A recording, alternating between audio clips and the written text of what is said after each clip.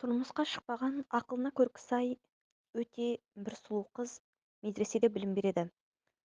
Бір күні әріптестері одан не үшін осындай сұлу, тәрбиелі, бола тұра тұрмыс құрмай жүргенін сұрайды. Жауап ретінде ұстаз қыз мына оқиғаны баяндайды.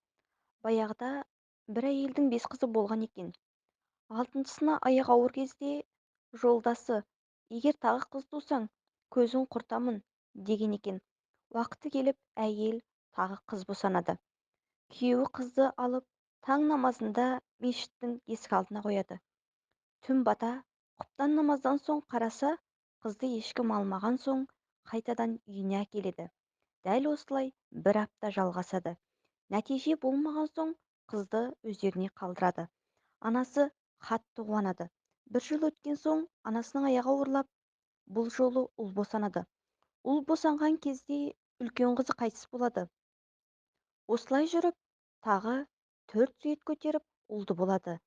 Әр ұлы туылған сайын бір қызы қайтып отырады. Тек 6-шы қызы ғана тірі қалды. Ал сіздер білесіздер ме, сол 6-шы қыздың кім екенін деп сұрады қыз. Ол мен әкеме қарауым керек, балалары тастап кетті деген екен.